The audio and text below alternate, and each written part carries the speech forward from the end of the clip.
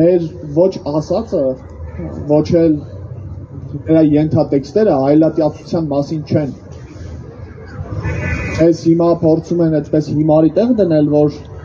այ դե ինչ կա, հանգիստ բան, այնտեղ չգիտեմ, կոշկակար ասեղնագործ մարդիկ են գալու, այ դուք հո ֆաշիստ չեք, որ չեք ուզում այդ մարդիկ գան։ Մինչդեռ խիստ ակնհայտ է, որ Իլհամ Ալիևը որոշել է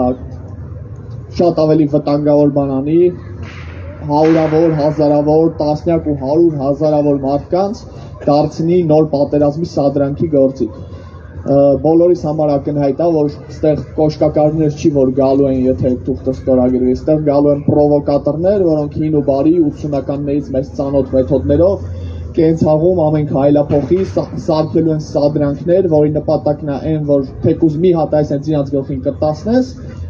որ հաջորդ օրը Ադրբեջանը կարող ասի, Հայաստանը այն երկիրն է, որը իր տված երաշխիքները չի կարող պահի, դրա համար մենք ինտերվենցիա պետք է անենք ռազմական, չէ՞ հո մենք օկուպացիա չենք անում, մենք մարդասիրական առաքելություն ենք ընդեղ ուղարկում։ Դա այն ինչ Թուրքիան ասել է Սիրիա մտնելու ժամանակ։ Չէ, մենք դա չենք օկուպացել, մենք ճանաչում ենք Սիրիայի տարածքային ամբողջականությունը, մինչև վերջի սանտիմետրը։ Ուղղակի Սիրիայում խառն է վիճակը, Սիրիան չի կարող մարդկանց պաշտպանի։ Այ դրա համար մենք մեր կանոնավոր եւ լավ կազմակերպված զորքը ուղարկում ենք այնտեղ, որ բնակչությանը պաշտպանեն, մարդասիրական առաքելություն ենք անում։ Այս է Ադրբեջանի գծած պլանը ու լավ է պետք հասկանալ, որ խնդիրը ոչ թե այնա, որ իրանք խելոք բարի մարդկանց են ուղարկելու, մենք էլ ենք չարի նման չենք ուզում հանկարծ մեր տեսադաշտում ու տես մարդիկ հայտնվեն, որովհետեւ ի վերջո օրինակ մեր արտագնա աշխատողները երաշխավորված չի, որ Ադրբեջանցու հարևանությամբ չեն ապրում։ Խնդիրը այն է, որ Ադրբեջանը ունի մտածված, պլանավորած օպերացիա սադրանքի միջոցով Հայաստանի նկատմամբ օկուպացիայի իրավական հիմքեր նախապատրաստելու։ Ու մեր կառավարությունը իրավունքներ զիջելով, այդ թեման ցրելով, դա հայելային նարատիվ անվանելով, շրջանցելով, այս հարցը բարձրացնողներին ադրբեջանական պրոպագանդա տարածելու մեջ մեղադրելով, այդպես քննացնելով այդ հարցը տանում է մինչև այն կետը, որ մենք կկանգնենք փաստի առաջ, դա չի լինելու։ Ու երբ որ մենք այս սխեմայի մեջ ենք մտել որպես չկանխատեսված մի գործոն, ու սկսել ենք ստեղծել վիճակ, որում ոստիկանությունը, լրատվականները մնացածը արձագանքել են, այդտեղ ճտտիկ է ճտտացել իրենց մոտ։ Եթե մենք կարողանանք այս թեման հասցնենք իր պոպուլարության ամենաբարձր կետին, որ մեր բոլոր քաղաքացիները իմանան ու հասկանան, թե այս վտանգը ոնց է գալու, մենք այդ պլանները կկարողանանք խափանենք։ Այս է մեր անելիք գործը ու ես էլի մի անգամ շնորհակալություն հայտնելով իրանց մարմինը այդ գործի մեջ դրած մարդկանց, ուզում եմ փոխանցել, որ այդ է ձեր կրած զրկանքների ու զոհողությունների իմաստը։ Մենք այդ կրակն ենք վառում, որ մարդիկ տեսնեն, լույս իջնի իրանց աչքերին, իրանք տեսնեն ու հասկանան, թե ինչա գալի մեր վրա, որ վաղը էլի արցունքոտ աչքերով հրապարակներ չլցվեն կանելանելիության զգացումով։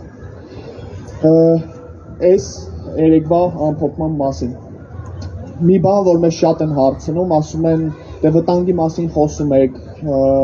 չգիտեմ, կառավարության փոփոխության մասին խոսում եք, 1000 բանի մասին խոսում եք, բայց լուծումների մասին չեք խոսում։ Բայց ինչ է ելնելու, այդ լավ, ենթադրենք սուպերհերոսների կառավարություն է ձևավորվում, այդ ինչ կարող անի այդ կառավարությունը,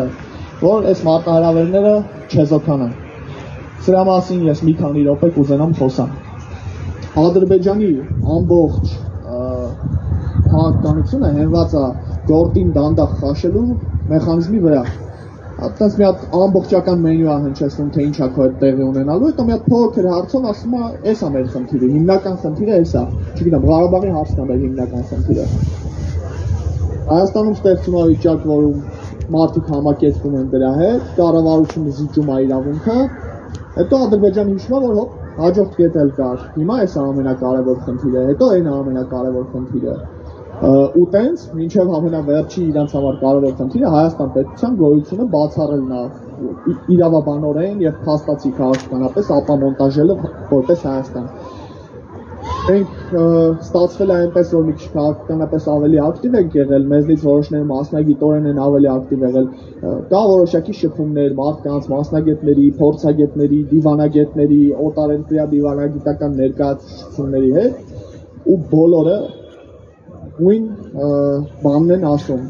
որ հնարավոր չի լինում Հայաստանին բռնել մի կոշտ կետի վրա, որ ասի վերջ էս աստեղից հետ